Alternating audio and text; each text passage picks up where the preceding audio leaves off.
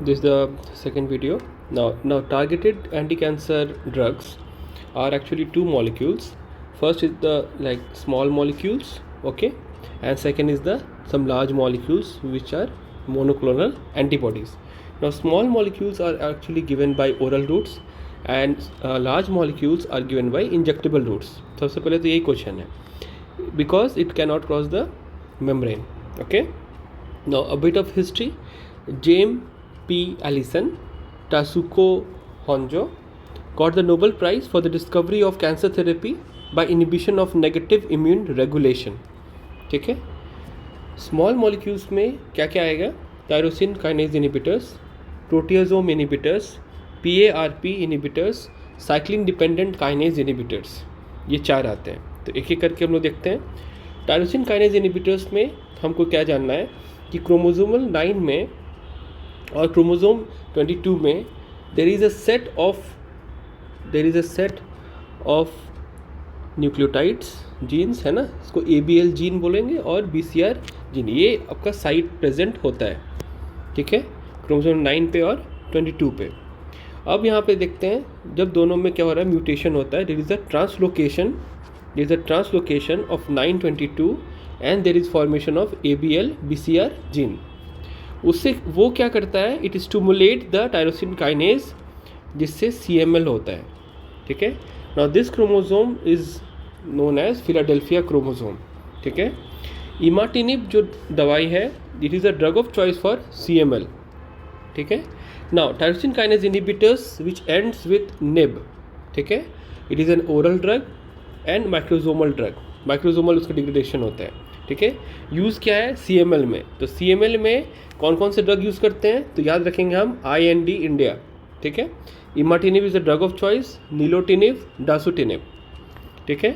Lung cancer में कौन कौन से दवाई यूज़ करते हैं, तो लंग कैंसर में ECG करने के बाद हम लोग को ये सब दवाई हम दे सकते हैं, एफाटिनिब, अर्लुटिनिब, सेरिटिनिब, जेफ्टिनिब. ठीक है. रीनल सेल कार्सिनोमा जो हुआ वहाँ पे आपका क्या है, पास, मतलब पैजोपेनिब, एक्जिटिनिब, सोराफेनिब, सुनिटिनिब, ये दवाइयाँ मिलती है. ठीक है. HCC में क्या हो गया, sorafenib.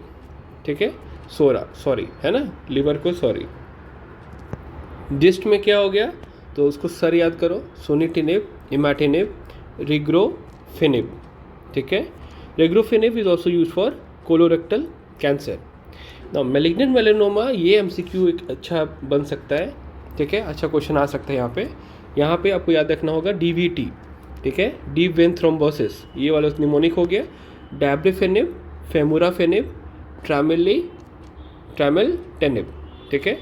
Medullary carcinoma of thyroid में क्या हो गया, वंदेटेनिब वंदे मातरम, वंदेटेनिब. ठीक है. अब ये हो गया टायरोसिन काइनेज इनिबिटर्स. अब आया proteasome inhibitors. Proteasome inhibitors ends with zomib. ठीक है. Zombie, these are the zombie drugs. ठीक है. तो मल्टीपल माइलोमा में हम लोग यूज़ करते हैं, है ना, एक तरह का बोन ट्यूमर होता है, तो उसमें क्या हो जाएगा, देखिए यहाँ पे बॉटेजोमिब, कार्फिल्डजोमिब, इग्जाजोमिब. ठीक है. तो ज़ॉम्बी M और B उल्टा कर दो, सॉरी, हाँ, तो ज़ॉम्बी और ज़ोमिब में आपको समझ में आ रहा है क्या मतलब रिलेशन आप बना सकते हो. अब देखिए PARP इनिबिटर्स, ये PARP का फुल फॉर्म क्या है, poly ADP ribose polymerase. Poly ADP ribose polymerase. ठीक है. इसका एग्जांपल क्या है, ओलापारिब. क्या नाम है, ओलापारिब. ठीक है. ये ओवेरियन कैंसर में यूज़ करते हैं. ठीक है. साइक्लिन डिपेंडेंट काइनेज इनिबिटर्स, इसका एग्जांपल क्या हो जाएगा, these are the CDKs inhibitor. ठीक है. तो साइक्लिन 4 और 6 इनिबिटर्स है. एग्जांपल है पैल्बोसिक्लिब. ठीक है. ओरल ड्रग है, ब्रेस्ट कैंसर में यूज़ करते हैं, पैल्बोसिक्लिब. ठीक है. अब यहाँ देखिए मोनोक्लोनल एंटीबॉडीज़, पहले ही बात था, ये इंजेक्टेबल होता है. ठीक है. तो क्या क्या एग्जांपल है उसका, सेटुक्सीमैब, पैनिटुमुमैब, है ना, रिटुक्सीमैब जो नॉन हॉटचिकिन्स लिम्फोमा में यूज़ करते हैं, ट्रांसटूजुमैब, पर्टुजुमैब, ये इसको ब्रेस्ट कैंसर में यूज़ करते हैं, कार्डियोटॉक्सिटी करवाता है, इंपॉर्टेंट है. ठीक है. डाराटुमुमैब बोन कैंसर में यूज़ करते हैं, मल्टीपल माइलोमा में. ओलाराटुमैब कोलोरेक्टल कैंसर में, सेटुक्सीमैब और पैनिटुमुमैब. ठीक है. तो ये तो मतलब बेसिक मतलब ड्रग्स का नाम हो गया. तो आपको क्या ऐसे आ सकता है ना कि name the anti breast cancer drug, ठीक है, ऐसे क्वेश्चन आ सकता है 2 मार्क्स का, ठीक है। ये क्वेश्चन आ सकता है name some drugs used in multiple melanoma, ठीक है, मल्टीपल मेलानोमा में 2 ड्रग्स का नाम बताइए, ठीक है। या फिर malignant melanoma, sorry multiple myeloma, ठीक है, एंड मैलिग्नेंट मेलानोमा, ठीक है, इस तरह से। तो क्वेश्चन आ सकता है ऐसे, which of the drugs are not used in malignant melanoma, which of the drugs are not used in breast cancer, ऐसे करके। तो क्वेश्चन यहाँ से जनरेट होता है, ठीक है। इम्यूनोसप्रेसेंट ड्रग्स में सबसे पहले तो कॉर्टिकोस्टेरॉइड्स जानने की ज़रूरत है, ठीक है। तो कॉर्टिकोस्टेरॉइड के बारे में हम अभी डिस्कस नहीं कर रहे हैं, बट बस बेसिक जान के रखिए कि ऐसा होता है। हम लोग इम्यूनोसप्रेसेंट के रूप में सबसे कॉमनली हम लोग कॉर्टिकोस्टेरॉइड ही यूज़ करते हैं। कैल्सिन्यूरिन पैथवे में हम लोग क्या करते हैं, ये nuclear factor of activated T cells जो होते हैं उसमें ये फॉस्फेट ग्रुप लगा रहता है, ठीक है। तो ये क्या रहता है, इनएक्टिव। कैल्सिन्यूरिन क्या करता है, ये एक तरह का फॉस्फेटेज होता है, ठीक है। क्या होता है, फॉस्फेटेज। वो क्या करता है, फॉस्फेट ग्रुप को हटा देगा और NAFT को एक्टिवेट कर देगा, ये एक्टिव फॉर्म हो गया, ठीक है। अब ये फॉस्फेटेज जो ग्रुप हुआ उसमें साइक्लोस्पोरिन और टैक्रोलिमस जो होता है ये ड्रग आते हैं दोनों, ठीक है। अब ये जो एक्टिव हुआ NAFT, nuclear factor of activated T cells, ये स्टिमुलेट करेगा आपका IL-2 को, ठीक है, और IL-2 रिसेप्टर को, राइट। मतलब ये इस तरह से काम कर रहा है। वो दोनों क्या करेगा, फिर स्टिमुलेट करेगा टायरोसिन काइनेज को। कैसे काइनेज करेगा, टायरोसिन काइनेज को, और वो फिर क्या करेगा, mTOR को स्टिमुलेट करके इम्यूनिटी को बढ़ाएगा। ये तरीका है, ठीक। अब क्या करेंगे हम लोग, यहाँ पे हम लोग दवाई दे सकते हैं हर एक लेवल पे, ठीक है। तो कैल्सिन्यूरिन इनिबिटर्स का नाम बताइए, तो साइक्लोस्पोरिन और टैक्रोलिमस हो गया, ठीक है। यहाँ पे अगर मान लीजिए काम करेगा मोनोक्लोनल एंटीबॉडी को यहाँ पे इनिबिट करेगा, तो यहाँ पे डैक्लिजुमैब और बेसिलिजुमैब, ठीक है। देखिएगा D और B है, D और B, ठीक है, 2 × 2 = 4, तो ये B हो गया, B हो गया, D हो गया। अब ये जो D है और ये जो B है ये IL-2 में काम करेगा, ठीक है। ये बहुत इंपॉर्टेंट MCQ है, क्वेश्चन आ चुका है, ठीक है। mTOR इनिबिटर्स का नाम बताइए, तो सिरोलिमस, इवरोलिमस, ठीक है। साइड इफेक्ट क्या है, अब जानते ही है, bone marrow depression, anaemia, thrombocytopenia, leukopenia, ये सब है, ठीक है। एंटी मेटाबोलाइट का नाम बताइए, तो मिथोट्रेक्सेट हो गया, अज़ाथायोप्रिन हो गया, है ना, लिफ्लोनोमाइड हो गया, मायोफिनोलेट, मोफेटिल हो गया, ठीक है। और मोनोक्लोनल एंटीबॉडी हम लोग डिस्कस किए ही थे, है ना। तो उसमें हम लोग और थोड़ा सा अच्छा से देखिए डिटेल में इसको पढ़ते हैं। यहाँ पे there are 2 letters, then again a 2 letter, and there is either a mab और अ सेप्ट, ठीक है। Cept are stabilized by fusion protein and mab is a monoclonal antibody, ठीक है। अब मोनोक्लोनल एंटीबॉडी में देखिए, ध्यान से देखिएगा, ये जो टारगेट को शो करता है, पहला 2 लेटर जो होता है, जो नाम रहेगा उसमें क्या रहेगा, टारगेट को शो कर रहा है, किस टारगेट होगा, और जो फिर जो 2 लेटर है वो सोर्स को दिखाता है। अब जो सोर्स होता है वो कितना तरह का होता है, एनिमल हो सकता है, ह्यूमन हो सकता है, मिक्स्ड हो सकता है। मिक्स्ड मतलब 50-50 हो सकता है, जिसमें हो जाएगा काइमेरिक MAB, राइट, ठीक है। तो यहाँ पे क्या हो गया, ये एनिमल जितना ज़्यादा पोर्शन रहेगा it will be more risk to allergy, ठीक है। ह्यूमन जितना ज़्यादा रहेगा वहाँ पे लेस रिस्क ऑफ एलर्जी, ठीक है। मिक्स क्या हो गया, 50% काइमेरिक जो हो गया है ना। तो यहाँ पे प्रॉब्लम क्या है, it has the highest risk of allergy. जो 50% होते हैं chimeric, it has the highest risk of allergy, ठीक है। लेकिन एनिमल से ज़्यादा नहीं, एनिमल वाला सबसे ज़्यादा, ठीक है। ह्यूमनाइज्ड MAB, ठीक है, इसके बारे में थोड़ा सा देखते हैं। देखिए नाम देखिए यहाँ पे, ZMAB, ZUMAB, UMAB, ठीक है। तो ZMAB मतलब हो गया काइमेरिक, ZUMAB हो गया ह्यूमनाइज्ड, और UMAB मतलब क्या हो गया, ह्यूमन, ठीक है। जैसे मान लीजिए नाम है इन्फ्लिक्सीमैब, बेसिलिक्सीमैब, Z हो गया, दीज आर काइमेरिक, ठीक है। ट्रांस्टुजुमैब, जू, ठीक है, ये हो गया ह्यूमनाइज्ड। और यहाँ पे पैनिट्यूमैब, U हो गया, तो ह्यूमन, ठीक है। तो ये मोनोक्लोनल एंटीबॉडी का ये है। टारगेट के रूप में अगर देखिएगा तो ट्यू लिखा रहेगा, तो ट्यूमर बता रहा है, ठीक है, ट्यू, है ना। तो ये उसके नाम हो गए। इस तरह से मोनोक्लोनल एंटीबॉडी को हम लोग याद करते हैं, ठीक है। V से हो गया वायरस, ठीक है, तो यहाँ पे वायरस लिखा रहेगा, तो ये RSV में यूज़ किया जाता है, पेलीविजुमैब रेस्पिरेटरी सिंसिटियल वायरस में यूज़ किया जाता था, ठीक है। ईरोटिक्सीमैब हो गया, पर्टुजुमैब हो गया, देखिए ट्रास्टुजुमैब हो गया, सेटुक्सीमैब हो गया, ठीक है। यहाँ पे देखिए एक चीज़ इंपॉर्टेंट है, जी है राइट, यहाँ पे जू है। तो आपको समझ में आ रहा है, एक तो हम बोले टारगेट, तो टारगेट पता चलता है हम लोग को, तो यहाँ पे ट्यूमर का देखो लिखा है ट्यू, ठीक है। और उसके बाद में यहाँ पे वो उसका ओरिजिन क्या है, सोर्स ये लिखा हुआ है, ठीक है। वायरस में उसी तरह से देखिए ये वी लिखा हुआ है और साथ में जू लिखा हुआ है, ठीक है। सी लिखा रहेगा तो सर्कुलेशन में यूज़ करते हैं, मतलब देखो सी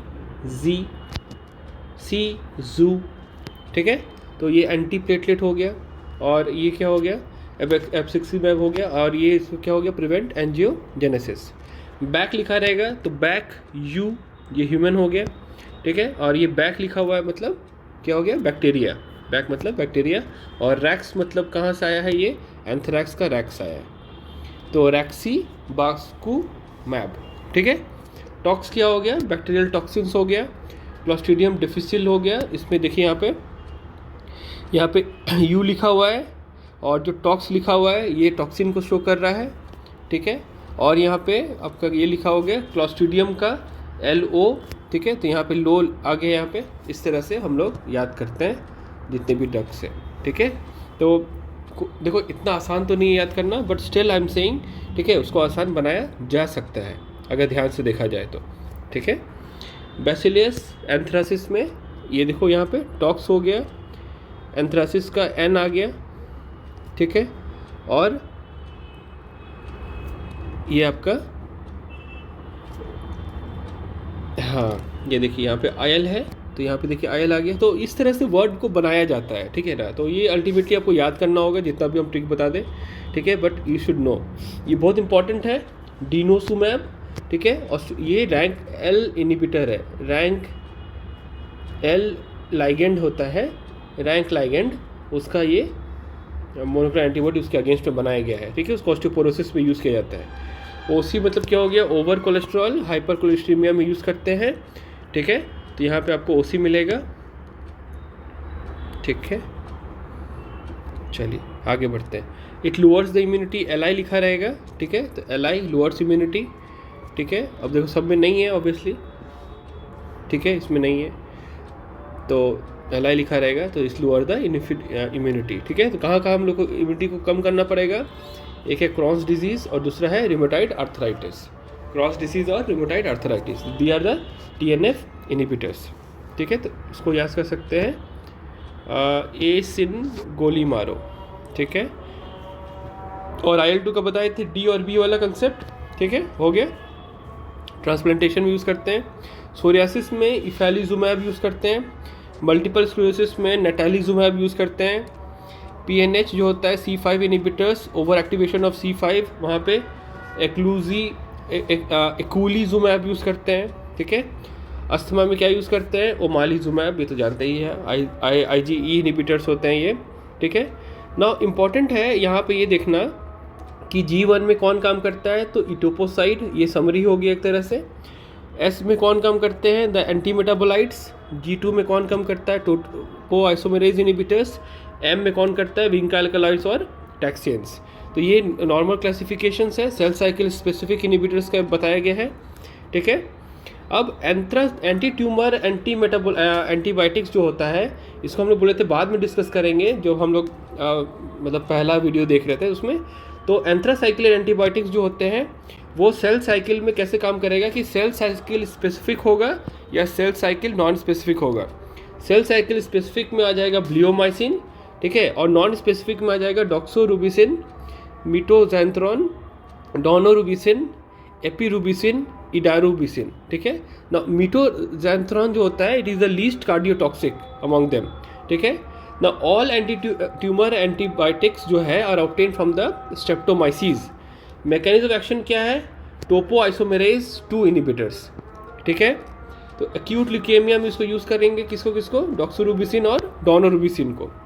और सॉलिड ट्यूमर जैसे breast cancer, osteosarcoma, Ewing sarcoma, soft tissue sarcoma, उसमें यूज़ करेंगे इडारूबिसिन और एपिरूबिसिन, ठीक है, समझ में आया।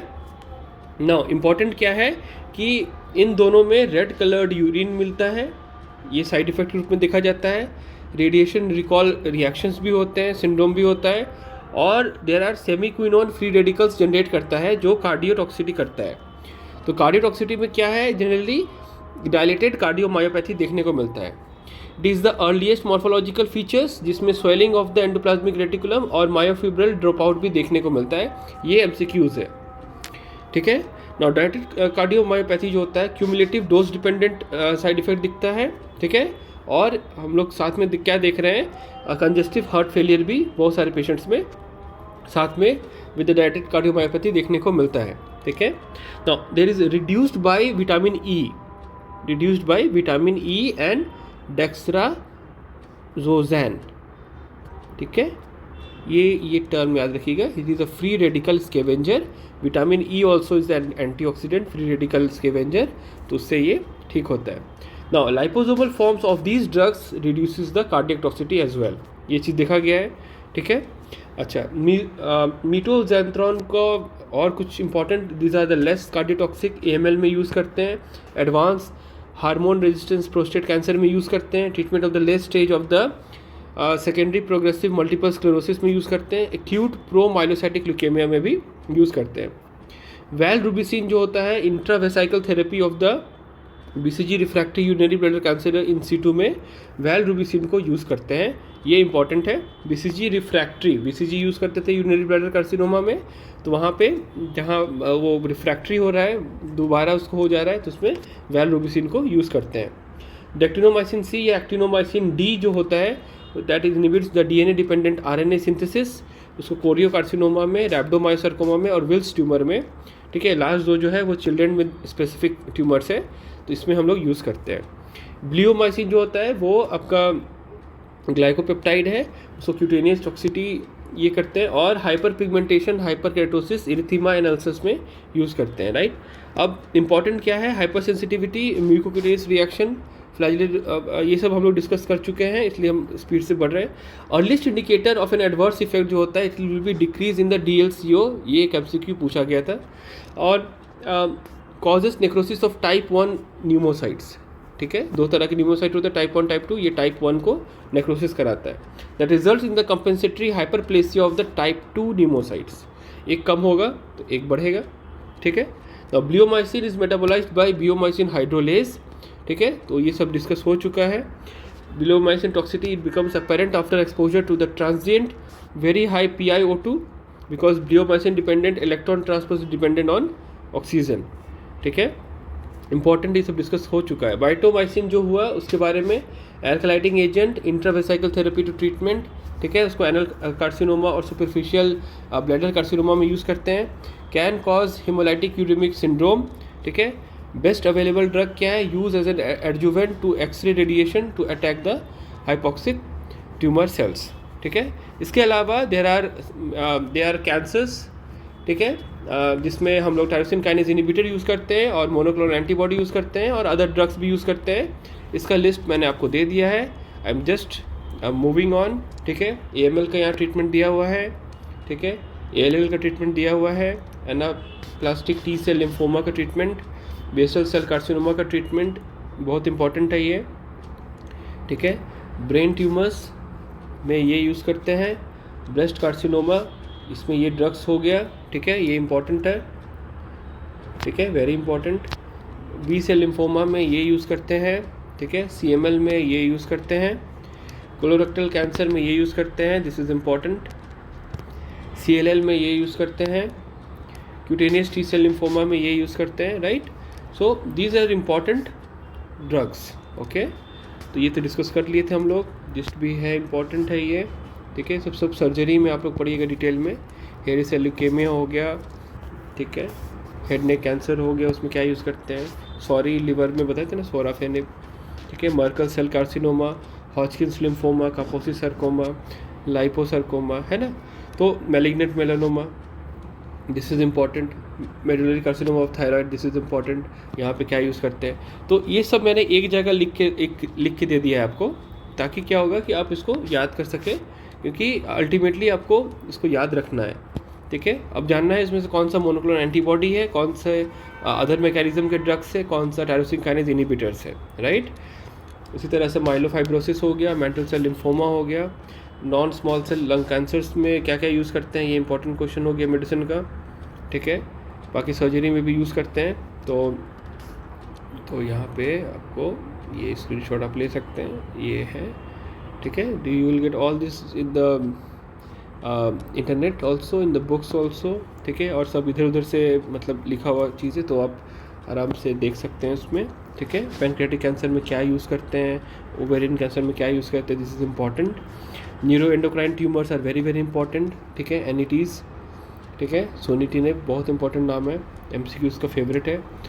यहाँ पे प्रोस्टेट कैंसर में क्या यूज़ करते हैं, राइट। और if you want this PDF direct message me, okay. So you can always find me in Facebook, LinkedIn, Quora, anywhere, alright। So RCC वाला इम्पॉर्टेंट है, ये आपका पूछा जाता है इसमें सर्जरी में ही इम्पॉर्टेंट है, बहुत सारे ट्रीटमेंट प्रोटोकॉल्स में सब यूज़ किया जा रहा है, ठीक है। So these are the drugs, ठीक है। थायराइड कैंसर हो गया important, these are the drugs, okay. So ultimately आपको याद रखना है, ठीक है। और कोई भी चीज़ अगर पूछना होगा, you can always free to direct message me, ठीक है। This is my contact number, try to do WhatsApp first, ठीक है, क्योंकि अननोन नंबर ब्लॉक हो जाता है, ओके। तब तक टाटा बाय।